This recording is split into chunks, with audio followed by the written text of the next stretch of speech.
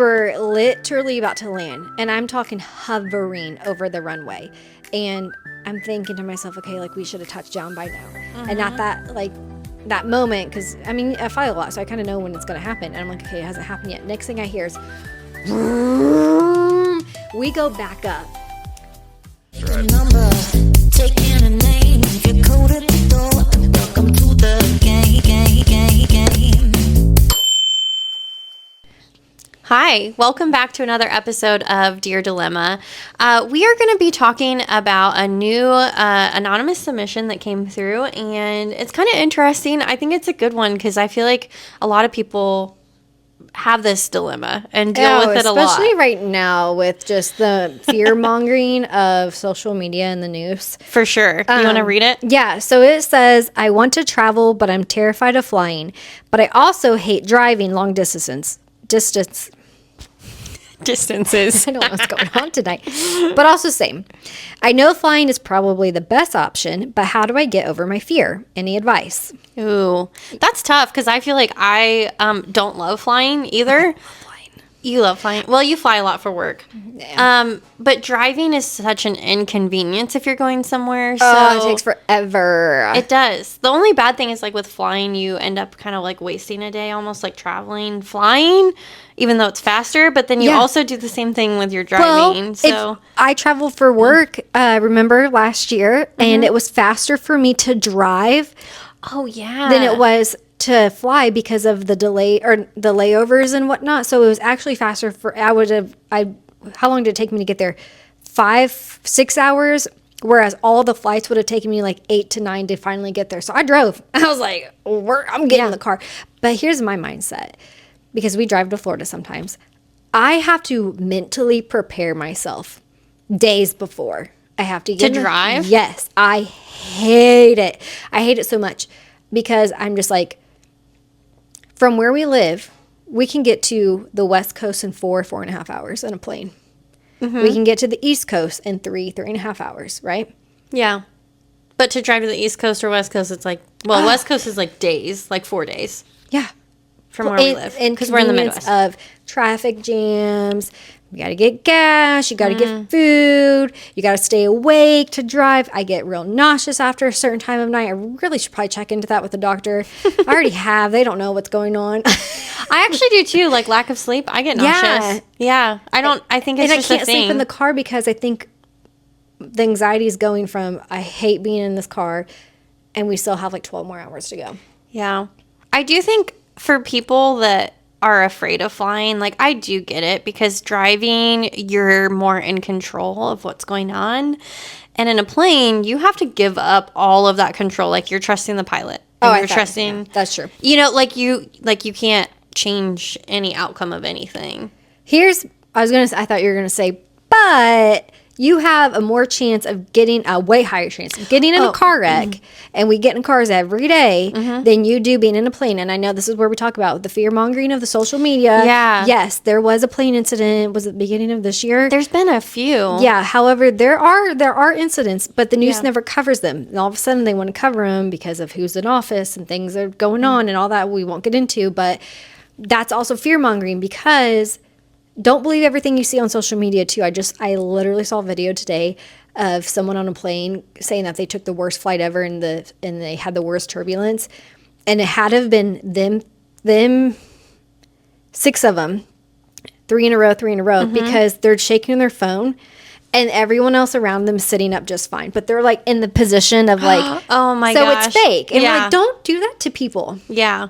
I do think it's hard because it's like there's so much that's going on in the news about all these plane crashes, but like you said, it could be a little bit. When you fly, there have been times where I don't know why I think I would make a difference, because no one's going to listen to me in the back row, but there's been times where I'm flying and I see another plane and I'm like, oh, you texted me one time. That plane's getting close. Mm-hmm. You were like, that was too closer. Close. Yeah. Should I tell someone? But they have a radar. They know the distances. There was a picture I saw. No, it was another video that I saw. I'm somehow on the airplane side. I should probably get off of that. Where the pilot's like, this is why I love to fly. And it's a video, and up in the cockpit and he's looking up and there's another Delta plane 3,000 feet above him and then another one that's like another. Oh, wow. So you're like boom, boom, boom. So someone said, think of the sky as its own personal highway and there's multiple lanes. Yeah. So you think you're close. But you're not Or if close you at see all. planes in the sky and you're like, oh my God, they're going to hit. They're thousands of feet. Yeah. So when I texted you, I was like, that got a little bit too close. They were so far away. Yeah, They were but it skydiving far away. Like if you think about it. But it looks close. It looks close because you're up there Yeah. and no one else. But I'm going to be honest with me. I do fly a lot for work. I love flying. There's just something so peaceful about it. Like looking out, it's beautiful up there. You get to see a whole different version of the sky that you're not seeing down below. Yeah. And especially if you get up above clouds, it is like heaven on earth. It is, yeah. Like it just calms me. And I don't know why, but I just have this desire to like go skydiving. I just something about it where I'm Really? like, I feel like I would love it. And it's like, it'd be peaceful in a way. I mean, it'd be scary, but like when I'm flying, I see the clouds. I'm like, I could jump out of the plane right now if I had a parachute. Like something about it is just, I do understand what you're saying though, or even at night when like you're flying over and you see all the lights, or Yeah. like it's actually really like kind of interesting to see how geographically things are from the sky too. Like Yeah. it's just something so so wild. think about you're missing out on that. And I think the more you fly, the more calm you can feel. Like if you do it more frequently, you get more familiar with it. It's not as like an anxiety I don't need to causing listen thing. to the beginning. I know how my life vest goes on. Yeah. I know where the exits are. I know that the lights will dim and the oxygen mask will drop. And that I you know where put the slides are. Yours on first before helping somebody I else. know my life jacket's under my seat and I just gotta yank that baby out.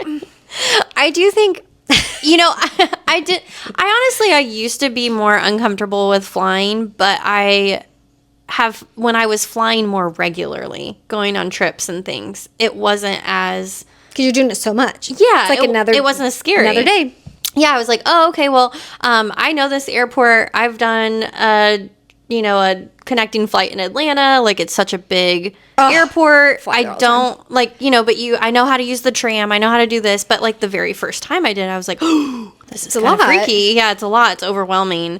I think that's probably part of why people don't like flying or they're fearful of flying. It's, like, just an stress. overwhelming, stressful experience. There's a lot of people. You're running into people. Now that I fly so much, I will like, they won't know what they're going, especially in Atlanta. It's great because you don't know, like, should I get on the train? Should I get off? Like, because do you there's take so this many train or that stops. And I will stop. I'm like, don't get off yet. Are you going to the bags? Yeah. Do not get off till I get off. And then I will have families or whoever. They're like, we're following her. She looks like she knows what she's doing. And I'm like, yes. Yeah. Follow me, little ducklings. I've got you. But I do Yeah. want to mention a couple of helpful tips while flying. This is what I told myself. 1, the Jello theory. The Jello fairy? Theory. Jello theory? Yeah. So when you hit turbulence, yep. Never heard of this. So when one. there's turbulence, this is from a captain pilot. When you are in turbulence, think of this. 1, the wings are meant to bend to accommodate turbulence. Your wings are not going to snap off. Okay, we're not in a tornado. You're in just a little bit of a wake. Like think of the waves. The Jello theory is think of yourself, the plane, in the middle of Jello, like a block of Jello, and you know how Jello wiggles. Yeah. But the plane's not going anywhere, right? Because you're in the middle of the Jello. You're surrounded by that. Where did you get this? From Pilot, from TikTok. I was like, this is interesting. No, I've but never it heard helps. this. Yeah. It helps because I used to get a little bit nervous. My hands would sweat a little bit.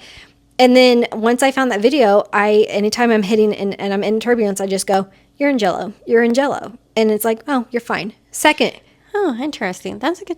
for turbulence, the further you're up on the plane, the first few rows, you're not going to feel it as much. Mm-hmm. Because think of like being in a van or a bus. You hit a bump, the people in the very back of that bus, boom. Yeah. So think of that. If you're in the back of the plane, Yeah. you're going to feel it the worst. But you're also the safest in the back of the plane if there was an accident.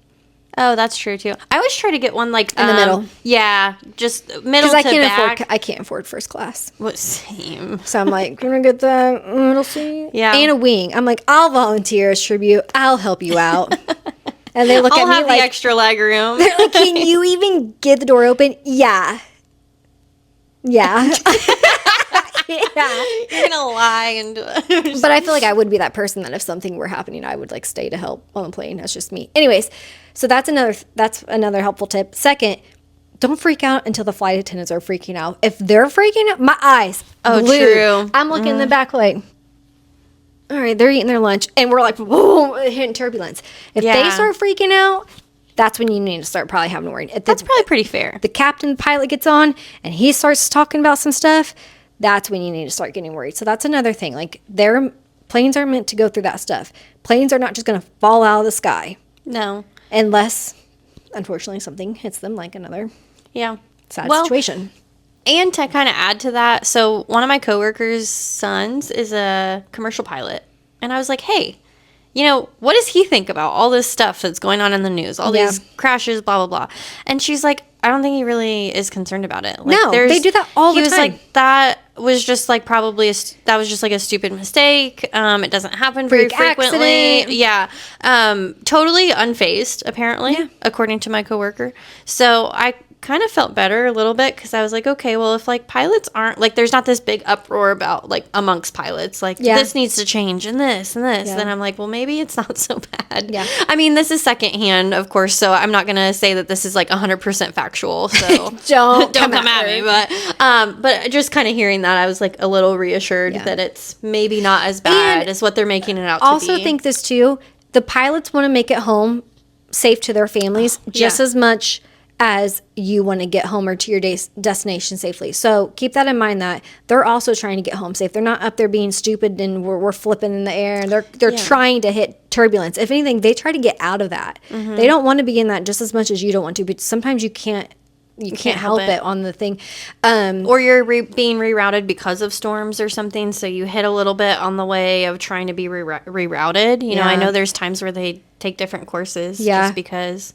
And I've been on a plane too where coming back from Honduras is we were literally about to land, and I'm talking hovering over the runway, and I'm thinking to myself, okay, like we should have touched down by now. Mm-hmm. And at that moment, because I mean I fly a lot, so I kind of know when it's going to happen, and I'm like, okay, it hasn't happened yet. Next thing I hear is vroom. We go back up. Mind you, I like to watch videos. Airplanes clearly come across my TikTok a lot. What happens is the crosswinds, if they're too strong, if this ever happens to you, I never thought it would happen to me. I was so excited when it did. I was like, oh my gosh. Yeah. If the crosswinds are too strong, they can't land because then you're potential of bad. Actually, yeah. Really bad. So at the very last minute after the flight, when we went back up in the air and we just circled and came back and was able to land. And I got off the same time as one of the pilots and I said, you did amazing. And he was like, that was the closest in all of my 30 some years of flying that I was ever that close from pulling back up. He's like, we were literally inches off of that runway, but if I would have landed, it would have been bad. Wow. And I'm on a plane with people from the group I went with, but also a lot of people from Honduras who don't speak English, and everyone's freaking out. And my roommate that I'd had, she's like across from me, and I could see her. I was like, don't worry guys, it's crosswinds. It's gonna be fine. They just had to go back up because we couldn't land because of the way that the winds were hitting. We're fine. This is normal. And then I sit back and I'm like, God, I hope I'm right. I just lied. That's funny. I actually never knew that. So that's good for other people to know if that ever happens. Yeah. I mean, it actually makes a lot of sense because I remember my husband and I were flying into Vegas, and it was the absolute worst flight I've ever been on. Like the landing? I should say the landing. Yeah. It was the hardest landing. It shook us so bad that even like a guy, I don't know, he was sitting kind of catty-corner to me, and I was like starting to get nauseous. Like, I don't get nauseous on planes, but it was bad. And he looked back at me and he goes, that was the roughest landing I've ever had. He said, I never get nauseous, and I'm like about ready to puke over here too. He's like, don't feel bad. I was breathing. Yeah, he was like looking back like, am I about to get sprayed with some vomit? Like, what is going on? That's more of my fear being on a plane than anything is someone puking near me. And that had happened to me and this poor sweet girl. I was like, I got that row, that's the exit row, but there's no seats, so it's just you. Oh yeah. And that poor girl, she was like, she was behind me. Like car. Yeah. Where they just like brought brought her a black big trash bag. Like she wasn't profusely puking. She was the most quietest gagger. Is that dry heaver? I was like, oh, this is not going to be good. This was before I got headphones to wear. But I felt really bad. Well, at least she was quiet about it. And then I got on another flight back home that same trip, and this young girl in the row, like I never do exit row, I always do window, and I was in the exit row, and she was like 16 on the other side, and she kept getting sick, but she like kept getting up to and made it to the bathroom, and I felt so bad, and her parents were with her, and I was like, do you want some gum? But that's my fear. If we're crashing, it's my time. God, take me willingly. My fear is hearing someone vomit or someone puking on that floor. Or your grandma having a minor stroke on the way to London, and we were only like maybe 3 hours into the flight.